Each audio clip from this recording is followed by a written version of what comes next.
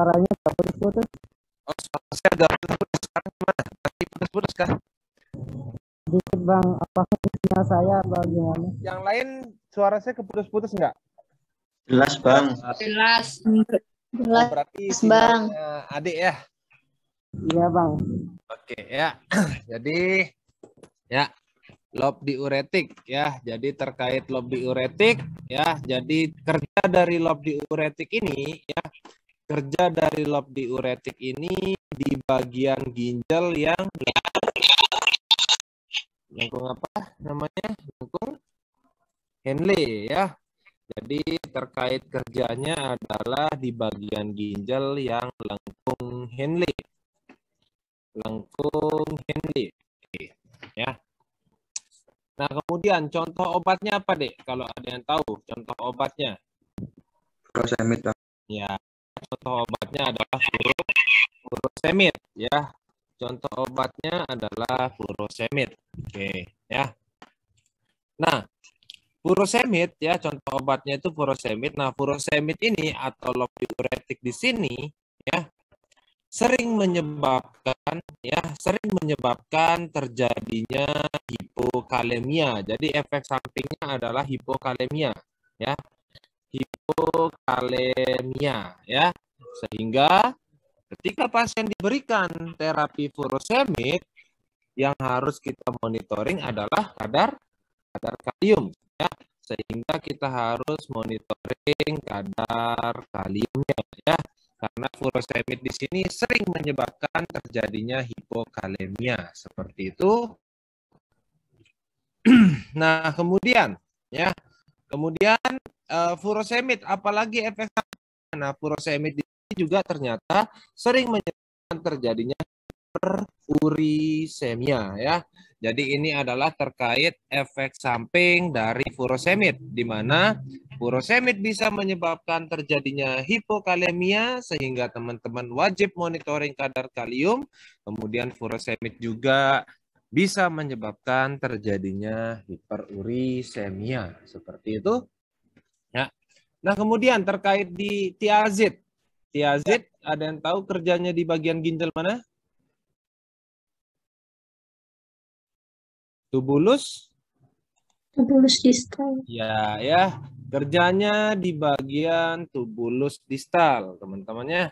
Tubulus distal seperti itu ya. Nah, di mana salah satu contoh obatnya adalah hidroklortiazid ya. Contoh obatnya adalah hidroklortiazid. Hidroklortiazid ya. Contoh obatnya. Nah, efek sampingnya apa yang sering muncul? Nah, sekarang ini kita membahas terkait efek samping dari hidroklortiazid. Lumayan banyak efek sampingnya ya. Jadi hidroklortiazid di sini bisa menyebabkan satu hiperlipidemia ya. Hiperlipidemia, kemudian dua bisa menyebabkan disfungsi ereksi ya, disfungsi ereksi. Kemudian 3 bisa menyebabkan hiperglikemia ya. Keempat bisa menyebabkan hiperurisemia juga, hiperurisemia. Urisemia. Kelima dia bisa menyebabkan hiperkalsemia ya, hiperkalsemia. Kalau hiperkalsemia berarti kira-kira kelebihan apa, Dek? Kalsium. Ya, berarti kelebihan kalsium. Nah, di sini yang menjadi catatan ya. Nah, karena dia bisa menyebabkan hiperkalsemia, karena hidroklortiazid ini bisa menyebabkan hiperkalsemia, sehingga hidroklortiazid ini bagus ya, bermanfaat ya untuk terapi ya, untuk terapi pasien hipertensi dengan osteoporosis ya. Kenapa demikian ya? Karena pasien osteoporosis ya membutuhkan kadar kalsium yang tinggi ya, membutuhkan kadar kalsium, membutuhkan kalsium ya. Nah, disinilah manfaat dari yang namanya hidroklortiazid pada pasien yang mengalami osteoporosis, di mana hidroklortiazid ini bisa menyebabkan hiperkalsemia ya, seperti itu. Oke, kemudian diuretik yang hemat kalium atau antagonis aldosteron. Ada yang bisa memberikan contohnya? Spironolakton. Ya, spironolakton. Jadi obat ini nantinya akan bekerja di bagian ginjal yang kita sebut dengan nama ductus collectivus. Collectivus. Ya, ductus collectivus, ya bagian ginjalnya, ya. Nah, kemudian ya contoh obatnya adalah spironolakton, ya. Contoh obatnya adalah spironolakton. Oke. Bentar. Spironolakton. Spironolakton salah satu contoh obatnya ya. Nah, spironolakton di sini ya, spironolakton di sini memiliki efek samping yaitu satu ya, bisa menyebabkan terjadinya disfungsi ereksi ya. Kedua, dia bisa menyebabkan terjadinya hiperkalemia sehingga kita harus monitor kadar kalium ya. Monitor kadar kalium ya. Nah, ketiga, spironolakton di sini bisa menyebabkan ginekomastia ya. Ginekomastia berarti perbesaran payudara pada pria ya.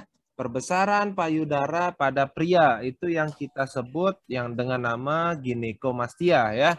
Jadi perbesaran payudara pada pria namanya adalah ginekomastia. Kenapa bisa menyebabkan ginekomastia ya?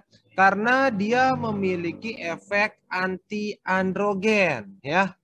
Karena spironolakton ini memiliki efek anti-androgen sehingga dia bisa menyebabkan ginekomastia. Ya. Nah, karena dia memiliki efek anti-androgen juga, dia bisa sebagai terapi jerawat, ya. Dapat sebagai terapi jerawat. Sebagai terapi jerawat khususnya pada wanita, bukan pada pria ya. Jadi bisa digunakan pada wanita yang berjerawat karena kelebihan hormon androgen ya. Jadi kalau cowok-cowok itu ya kalau cewek itu ya salah satu penyebab jerawatnya adalah kelebihan hormon androgen ya. Ada yang udah nikah, Dek? Ada yang udah nikah? Nggak ada? Ada. Anaknya cewek atau cowok, Mbak? Cewek sama cewek. cowok. Oh, kalau saya tanya, waktu anaknya cowok banyak nggak jerawatnya? Masih kecil, Bang, yang cowok. Enggak, maksudnya waktu mengandung. Ada Waktu jerawat nggak? ada, tapi nggak banyak. Oh, tapi nggak banyak. Dibandingin yang cewek. Jadi gini ya, kebanyakan kalau cewek itu mengandung anak yang cowok, itu jerawat muncul nantinya. Ya. Nah, hal itu juga karena ya namanya anak cowok ya, ada hormon androgennya ya. Jadi secara tidak langsung bisa menyebabkan ya kelebihan androgen ketika mengandung ya. Makanya cewek yang lagi apa istilahnya? Yang lagi hamil anak cowok itu biasanya jerawatan ya. Seperti itu. Ya, kalau anak cewek mulus banget mukanya biasanya kalau anaknya cewek ya karena estrogen yang lebih dominan ya seperti itu. Nah, kemudian contoh obat yang diuresis osmotik ini ada yang namanya manitol ya. Jadi contoh obat yang diuresis osmotik ini adalah manitol seperti itu ya. Baik, sampai sini ada yang ingin bertanya terlebih dahulu?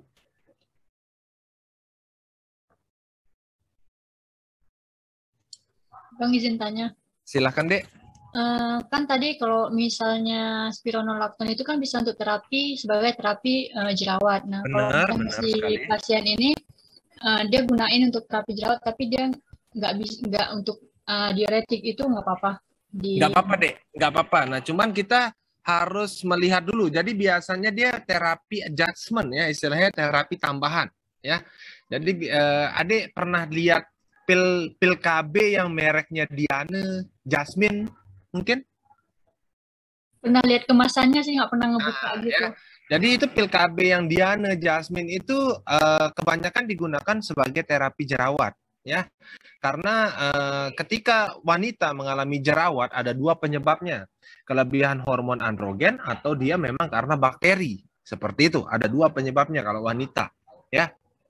Nah, ketika sudah di asesmen bahwasanya oh ini karena kelebihan hormon androgen. Nah, biasanya dokter akan memberikan resep, ya. Resepnya itu berupa pil KB tadi, ya, pil KB-nya untuk mulusin mukanya. Pil KB apa tujuannya? Ya kasih hormon estrogen, ya, kasih hormon estrogen biar kulitnya mulus.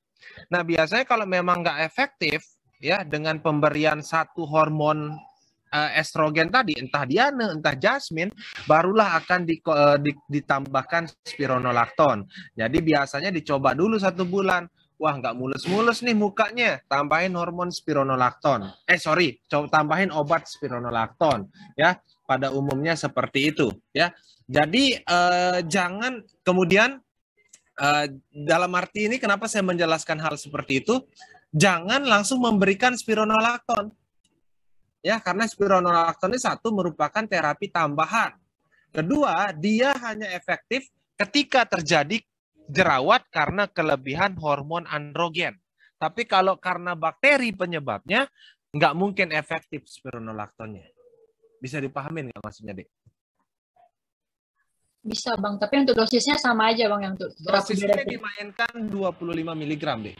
Ya, baik, paham, Bang. Ya, seperti itu dosisnya. Jadi nanti kalau adik menemukan suatu resep, ya, dari dokter spesialis kulit dan kelamin, jangan mengedukasi pasiennya bahwasanya spironolakton sebagai terapi diuretik, ya, melainkan sebagai terapi jerawat, ya, karena banyak sekali miskomunikasi di sini.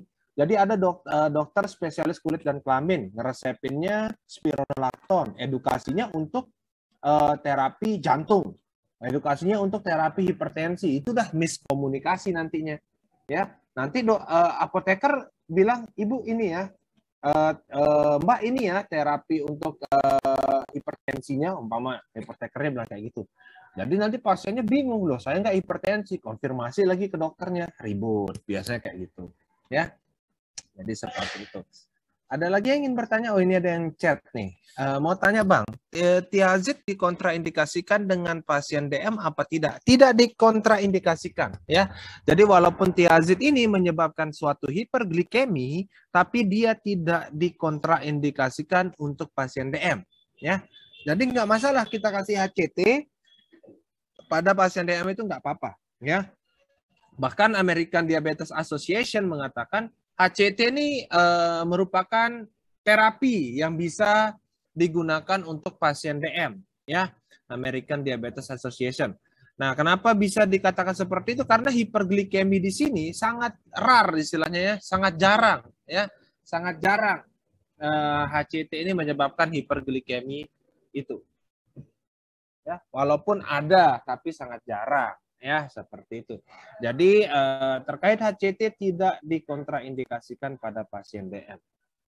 Ada lagi yang ingin bertanya? Bang, izin bertanya, Bang. Silakan. Kenapa di setiap contoh penyakit heart failure, Bang, yang ntar kita mau bahas itu, kenapa lebih disarankan loop diuretik di sini ketimbang yang hemat kalium? Dari segi mekanismenya, Bang.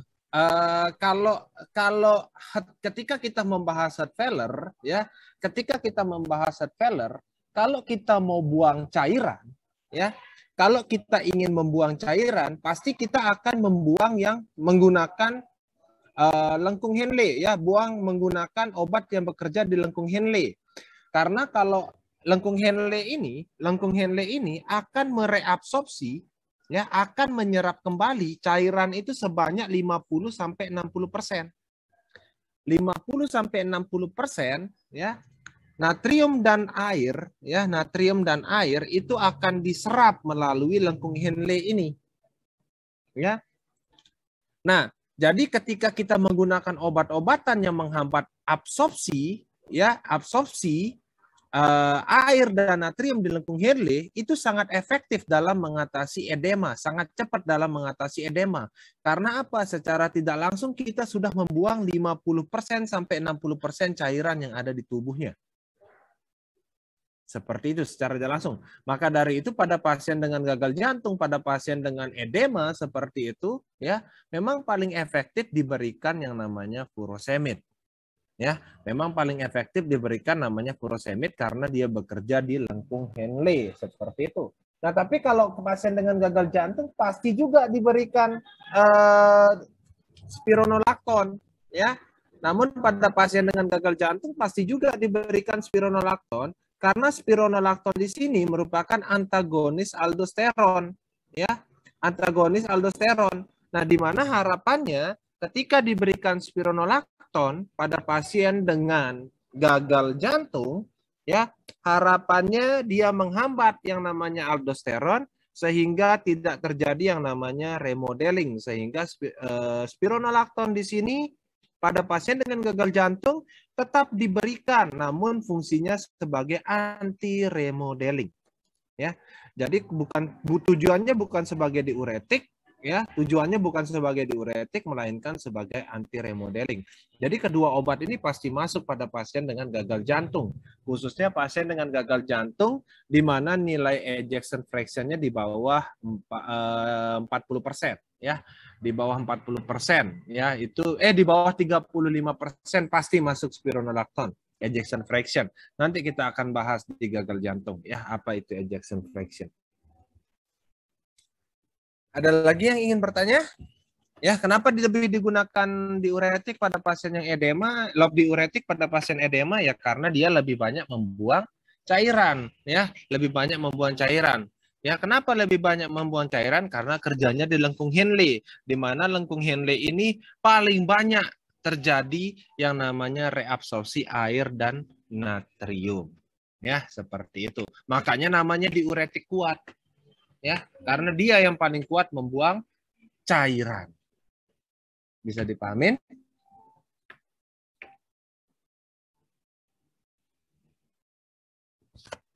Ada lagi yang ingin bertanya? Ada lagi? Baik, ini boleh. Ya, boleh siapa enggak dulu, Dek? Iya, boleh, Bang. Boleh ya. Oke.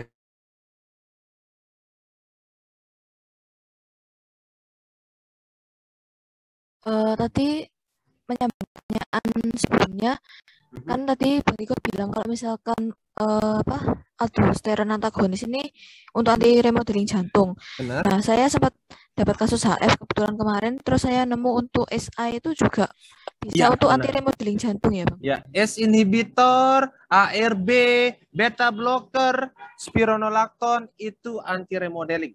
Jadi ketiga obat itu memang digunakan sebagai anti remodeling. Ya. Nah, nanti kenapa bisa digunakan sebagai anti remodeling? Nanti kita akan lebih dalemin lagi, ya. Kenapa sih disebut anti remodeling ketiga obat ini, ya? Nanti kita akan bahas lebih dalam lagi, ya. Jadi yang anti remodeling itu S inhibitor, ARB, beta blocker dan spironolakton. Tiga obat ini yang bersifat anti remodeling. Baik, Bang. Terima kasih, Bang. Ada lagi?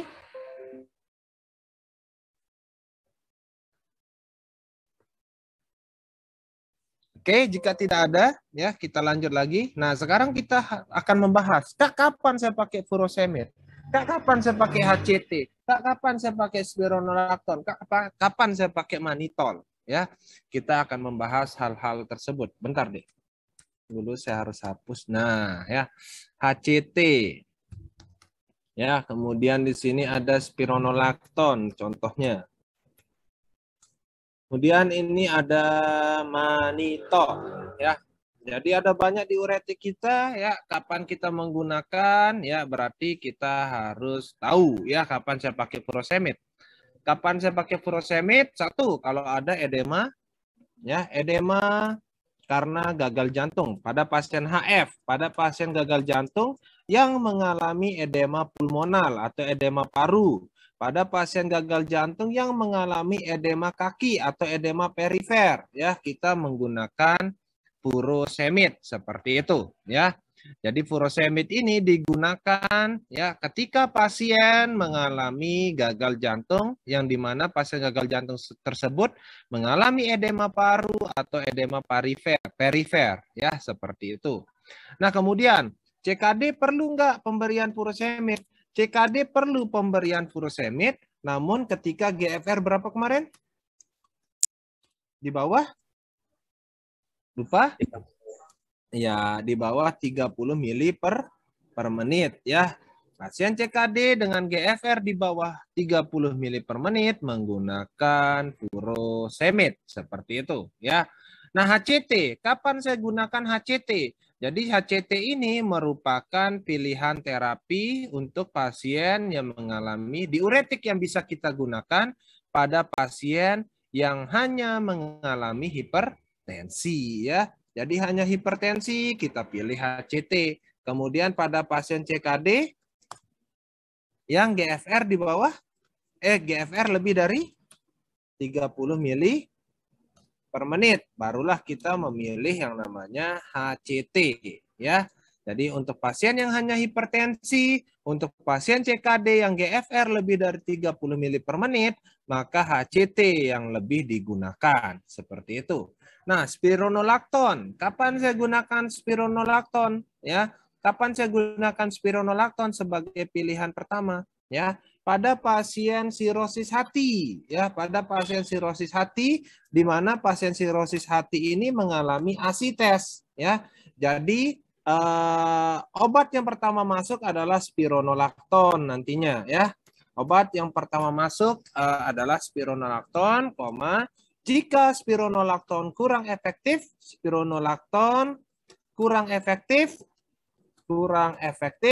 ya, maka dapat ditambahkan yang namanya furosemid, ya. Jadi pada pasien sirosis yang mengalami asites itu kita bisa memberikan spironolakton di awal, ya. Kalau kurang efektif barulah kita menambahkan furosemid, ya. Kemudian manitol, pada kasus apa kemarin masuk manitol? Peningkatan tekanan intrakranial. Iya, ya.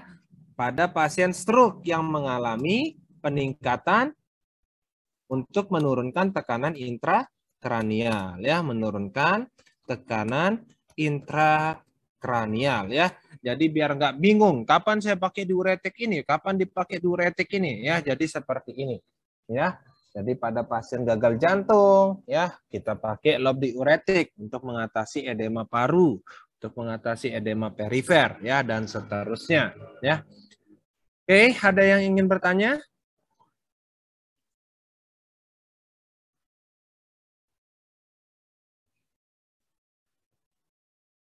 Boleh dihapus atau masih ditulis?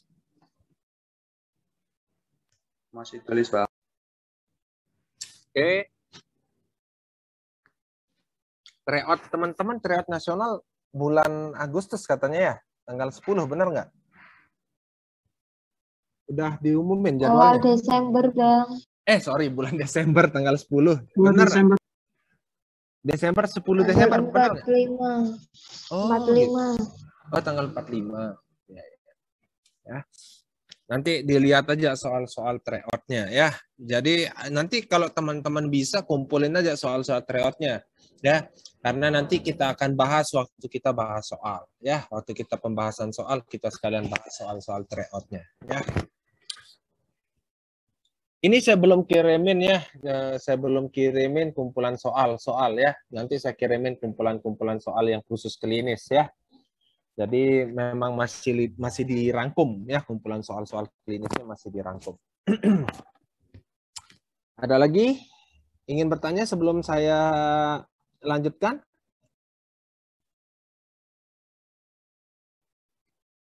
Boleh, udah semua ditulis, boleh dihapus? Bang, izin bertanya, Bang. Silakan. Mungkin ini sih, Bang, saya masih bingung yang antara loop diuretik, diazid, hemat kalium itu apa namanya presentasi dari, kan tadi loop diuretik tadi 50-60 terus. Oke. Itu sih. Oh, itu presentasi pembuangan cairannya. Iya, Bang. Ya, Oke, ya. Jadi sebenarnya yang paling tinggi itu deh ya, sebenarnya yang paling tinggi itu obat yang bekerja di tubulus proksimal seperti asetozolamid. Nah, cuman asetozolamid di sini sudah tidak digunakan sebagai terapi diuretik karena dia cenderung mengakibatkan dehidrasi ya. Asetozolamid nama obatnya ya. Nah, kalau lob diuretik tadi 50 sampai 60% ya. Kalau tiazid, untuk tiazid ini ya dia berkisar antara 30 sampai 40% untuk tiazid ya. Terkait pembuangan cairan terkait tiazid ini 30 sampai 40% ya. Kalau antagonis aldosteron ini rendah banget ya, 10 sampai 20% ya. 10 sampai 20% kalau antagonis aldosteron. Nah, kemudian kalau yang diuretik osmosis ini tidak diketahui ya. Dalam artian kadang-kadang dia tergantung respon individu ya, kadang-kadang tinggi banget pembuangan cairannya ya, tapi dia tidak bersifat, tidak terlalu efektif sebenarnya sebagai diuretik ya. Karena dia apa sifatnya, dia tuh hanya menyedot cairan yang ada di dalam sel. Nah, makanya namanya osmosis ya. Umpama kalau di sel tersebut terjadi edema. Nah, jadi biar selnya ini ditarik keluar cairannya ke cairan tersebut dari intrasel ke ekstrasel, kita pakai diuretik osmosis ini, manitol ini. Jadi terkait pembuangan cairannya tidak terlalu efektif ya. Karena apa? Sifatnya dia hanya menarik cairan yang ada di dalam sel untuk menuju ke ekstrasel. Jadi tujuannya seperti itu ya, namanya gula ya. Teman-teman kemarin udah mempelajari gula. Kalau gula terlalu banyak akan terjadi hiperosmolar. Nah, ini maksudnya hiperosmosis ya. Ketika diberikan manitol akan terjadi suatu hiperosmosis pada ekstrasel sehingga cairan yang ada di intrasel akan ketarik ke ekstrasel ya. Sebenarnya tujuannya itu aja ya. Karena manitol ini merupakan gula ya, gula ya. Jadi kalau umpama di lob diuretik 50 sampai 60%, tiazid 30 sampai 40, hemat kalium yang paling rendah ya berkisar 10 sampai 20% ya. Seperti itu. Tapi nanti kalau teman-teman baca jurnal, kalau kayak ilmu yang kayak gini ini kan kurang apa istilahnya. Nanti mungkin ada jurnal umpama yang mengatakan furosemid membuang cairan sampai lebih dari 50%, tiazid di bawah 50%, hemat kalium di bawah 30%. Jadi ada jurnal yang mengatakan seperti itu juga ya. Jadi ada jurnal yang memberikan angka yang pasti, ada jurnal yang memberikan angka yang tidak pasti seperti itu. Tapi ketika teman-teman membaca suatu e-book ya, e-book tadi yang tadi saya sampaikan ya. E-book tentang fisiologi tubuh ya. Guyton namanya Dek bukunya ya, bukunya Guyton namanya. Ada lagi?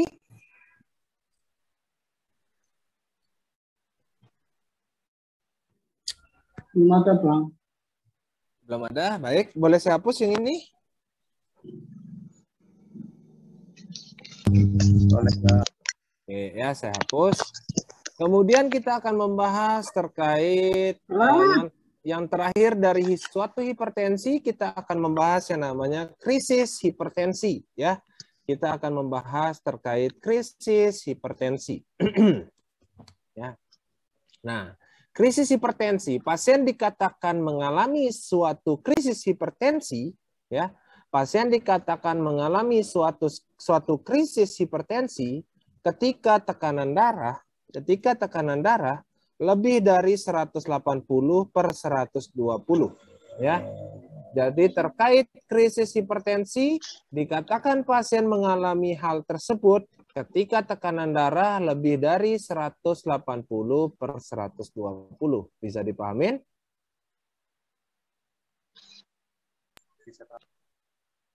Bisa dipahamin? Bisa, Pak. Oke, ya. Nah, ada dua terkait krisis hipertensi di sini ya. Ada dua terkait krisis hipertensi di sini.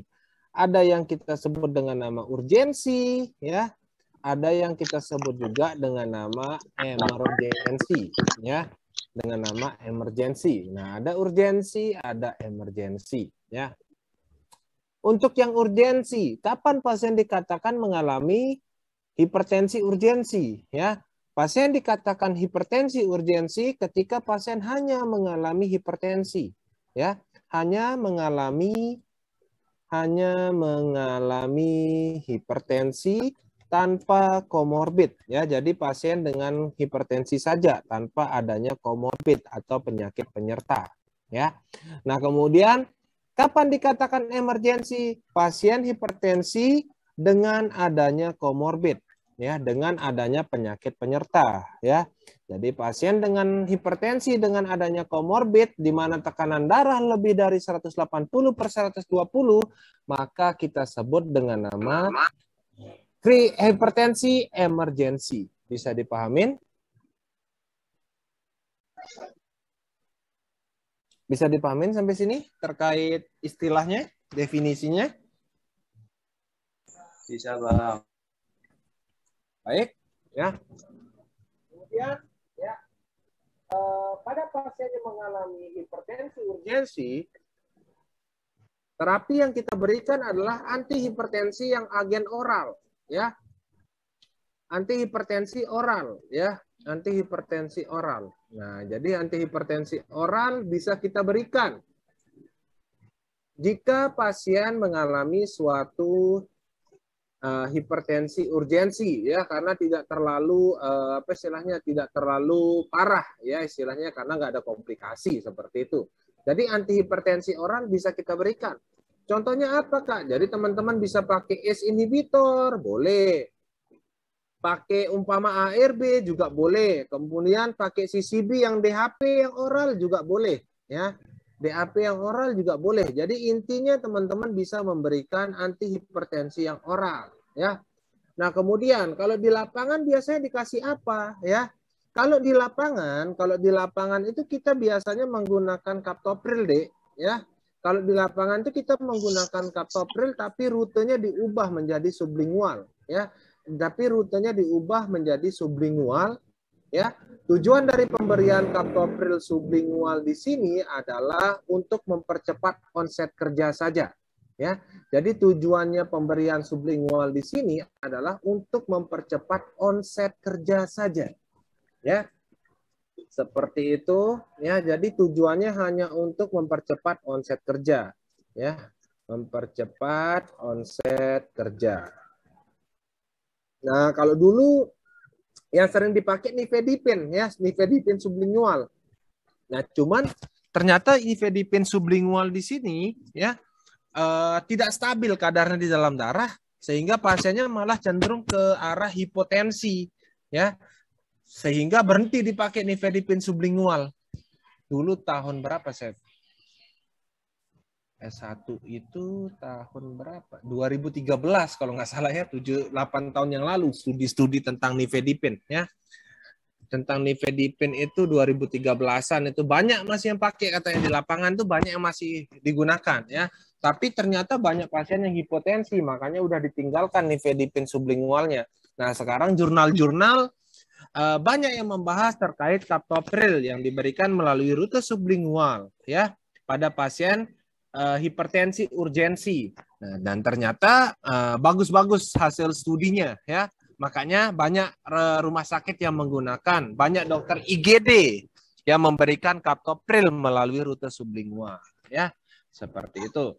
Nah, kemudian jika pasien mengalami suatu hipertensi emergensi, maka pilihan terapinya ke hipertensi, antihipertensi, ya, ke antihipertensi yang pemberiannya melalui rute intravena, ya. Jadi pemberiannya langsung ke rute intravena, ya. Nah, contohnya apa, Kak? Nah, contohnya apa yang agen intravena? Contohnya adalah nikardipin intravena ada. Kemudian labetalol ada, ya, intravenanya. Kemudian apalagi nitrogliserin ada intravenanya. Kemudian hidralazin ada intravenanya, ya, seperti itu, ya. Nah, kemudian, ya, Kak, kapan saya pakai nikardipin, kapan labetalol, kapan nitrogliserin, kapan hidralazin, umpama seperti itu, ya. Nah, jadi kalau umpama pasienmu dengan CKD, ya, pasienmu dengan CKD lebih cenderung kita menggunakan nikardipin, ya. Jadi pasien dengan CKD kita bisa menggunakan nikardipin. ya.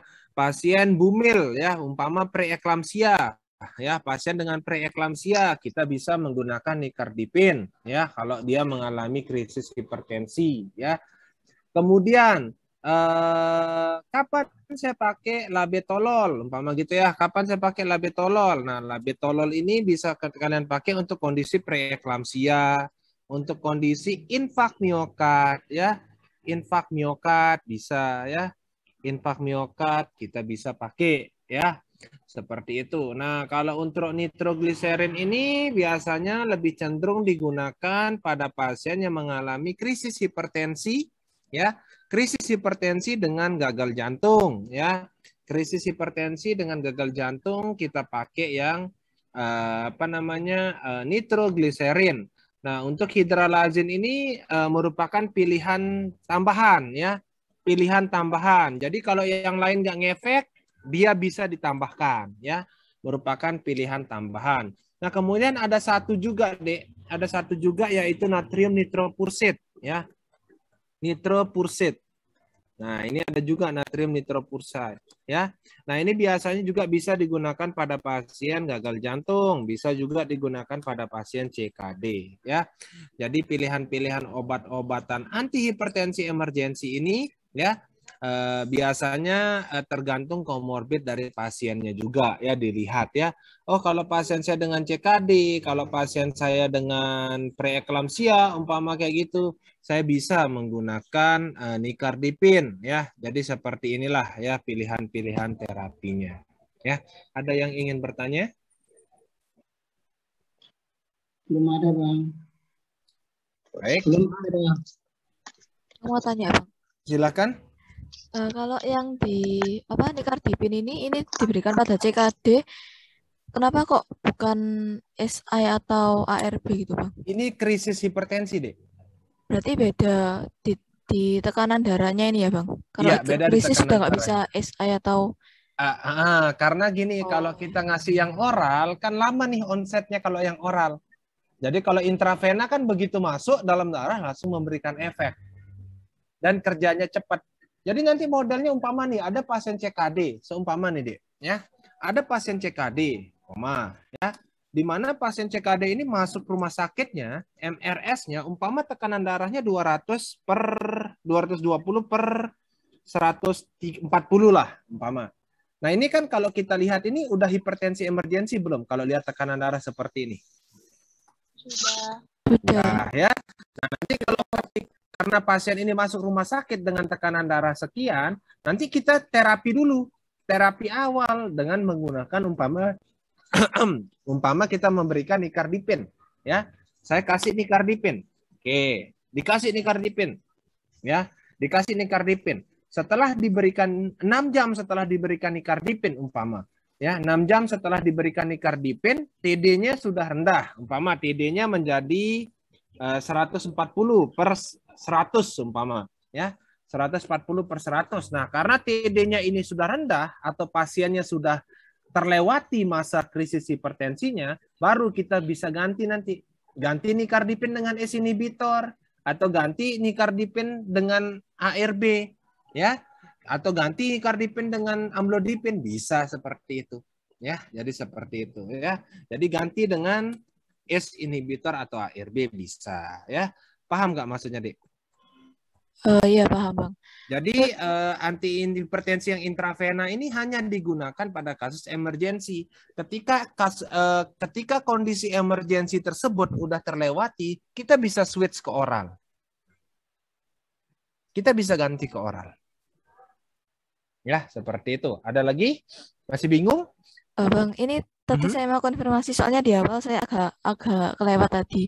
Untuk yang krisis hipertensi urgensi maupun yang emergensi ini TD-nya sama-sama di atas 180 per 120 ya, Bang? TD-nya sama-sama di atas 180 per 120. Cuma yang membedakan adalah yang satu ada komorbid, yang satunya lagi tanpa komorbid. Itu aja yang menjadi perbedaannya. Bisa dipahamin? Bisa, Bang. Makasih, Bang. Oke. Ada lagi? Bang, saya mau tanya. Silahkan. Kalau krisis HT untuk dengan pasien yang mengalami CVE, bagaimana ya, Bang? Pasien Itu Aha. awalnya TD-nya 243/151. CVA-nya jenis apa dulu kalau saya tanya? Di Yang hemorrhage atau iskemik? sepertinya yang ini Bang, yang hemorrhage. Yang hemorrhage. Ya, karena di diagnosanya itu Diagnosanya apa? Coba saya diceritain diagnosanya.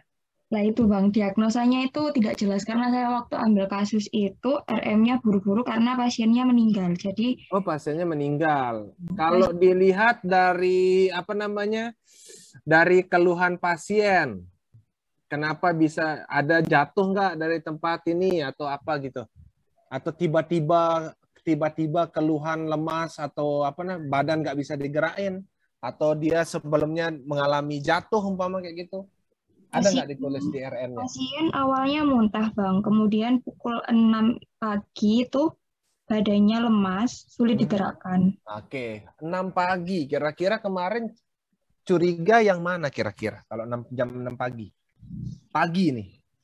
Ya pagi Bang. Kalau pagi kira-kira coba yang lain. Kalau pagi, kira-kira pasien ini stroke di pagi hari. Kira-kira curiga apa? Hemorrhage atau iskemik? Hemorrhage. Kalau hemorrhage karena apa, Dek? Jatuh, tabrakan, baru kita curiga hemorrhage. Berarti kita curiga karena iskemik pastinya. Iskemik ada 2 jenisnya kemarin. Ada trombotik dan Emboli. Artero. emboli. Nah, kira-kira curiga yang mana kalau dia terjadi di pagi hari? Emboli atau trombotik? Emboli ya, karena kita sudah menjelaskan gaya gravitasi sama ya. Makanya cenderung di pagi hari kalau emboli ya, seperti itu. Nah, untuk tata laksana antihipertensinya, boleh kita menggunakan antihipertensi, boleh ya. Boleh kita memberikan antihipertensi. Catatannya apa? Antihipertensinya masuk, tujuannya adalah hanya untuk agar alteplase bisa diberikan. Jadi antihipertensi pada pasien dengan stroke hemorrhage, antihipertensi pada pasien dengan stroke iskemik diberikan hanya untuk pemberian alteplase, dalam artian hanya untuk agar alteplase bisa diberikan. Kapan alteplase bisa diberikan? Ketika TD di bawah 185, Bang. ya, di bawah 180 110. Nah, ini tadi tekanan darah pasien AD adalah 200 sekian ya. Berarti kita harus turunin sampai dengan 185 ya. Tekanan sistoliknya kita harus turunin sedemikian. Nah, apa yang saya pakai? Nicardipin yang bisa digunakan deh.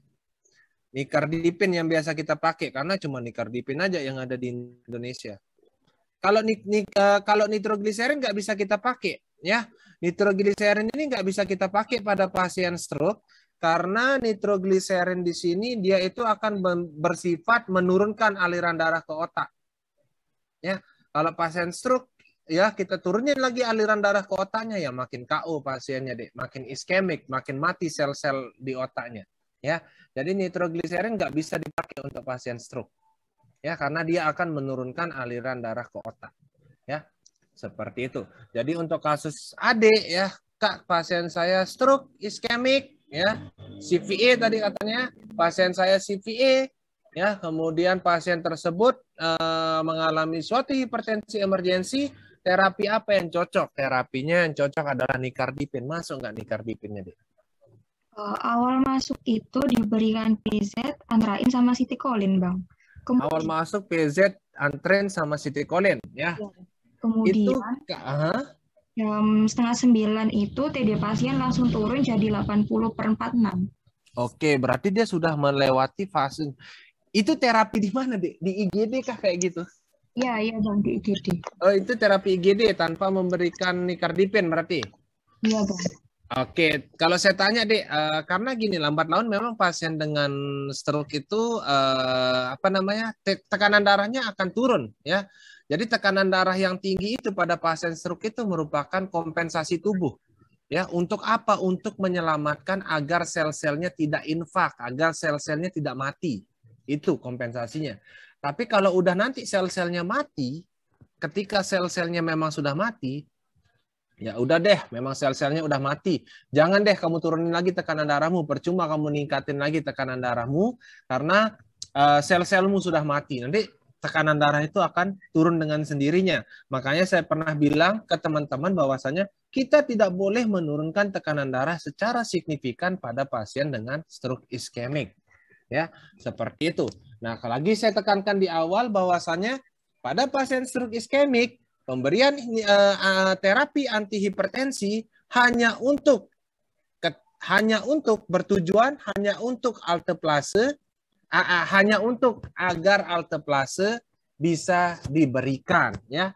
Nah, lihat lagi apakah pasienmu cocok nggak dikasih alteplase. Di sana nggak ada alteplase dikasih, ya. Seperti itu udah benar sih, Dek, ya. Terapi yang kayak gitu tuh sudah benar, ya.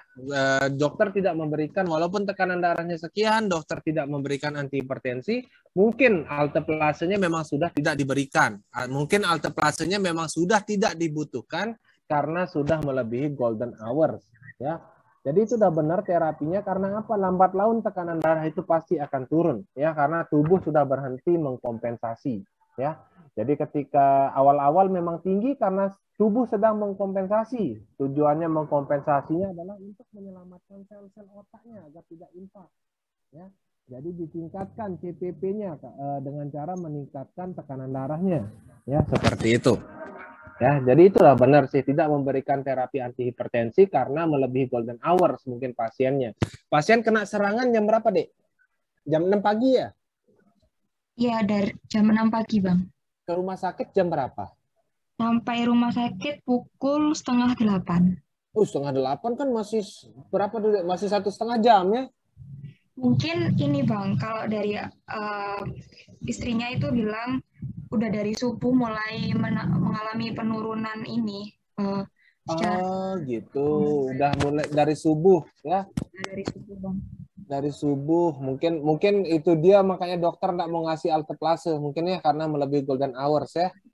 Iya, kemudian langsung pasiennya langsung arrest, Bang. Oh gitu. Ya.